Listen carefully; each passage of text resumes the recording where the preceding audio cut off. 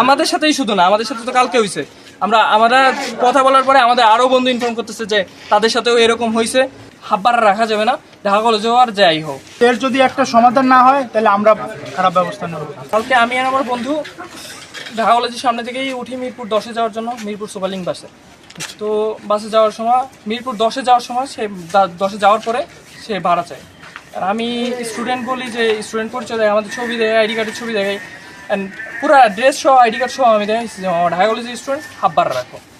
হয়েছে যে হাব্বারা রাখা যাবে না, ঢাকা কলেজেও আর যাই হোক। এখন আমি তারপরেও বলছি যে মামা হাব্বারা রাখো, হাব্বারা দিছি তাকে। দেওয়ার পরে হে বলতেছে যে তুমি মামা সময়ই বলে দেবে যে তুমি হাফ ভাড়া দিবা না ফুল ভাড়া দেবা। তারপরে বলতেছে যে ঢাকা কলেজ যাই হোক সে হাফ ভাড়া রাখবে না এবং সে হাফ ভাড়া আদায় করে নেবে, মানে ফুল ভাড়া আদায় করে নেবে, হাফ ভাড়া সে নিবে না। পরে সে ফুল ভাড়াই নিছে আমার কাছ থেকে। ফুল ভাড়া মেবি 40 টাকা, সে 60 টাকা নিছে আমার কাছ থেকে, 200 টাকা নিছে, 140 টাকা ফেরত দিচ্ছে। মন মেধা খারাপ ছিল, তার ব্যবহারটা অনেক খারাপ লাগছে, তাই কয় টাকা দিছে পরে যে এই যে 140 টাকা দিচ্ছে আরো বেশি ভাড়া রাখছে ফুলের চেয়েও।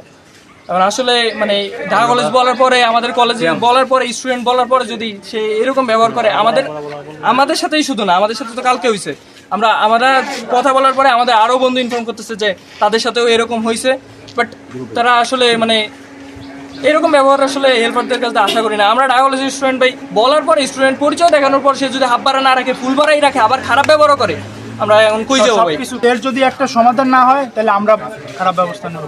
আচ্ছা, ঘটনার সময় কি তুমি ছিলে? জি, আমি সাক্ষী। ভাইয়া আমরা এখন আসলে এটার একটা বিচার চাই এবং এটা লিখিত চাই যে আমাদের ভাইয়ের সাথে বা আমাদের পরে আমাদের 27 ব্যাচ আসবে তাদের সাথে কখনো যেন এরকম ব্যবহার আর না হয়, এটা লিখিত দেওয়া দরকার। বাস কয়টা আটকাইছে এবং কখন আটকাইছে, কোথা থেকে?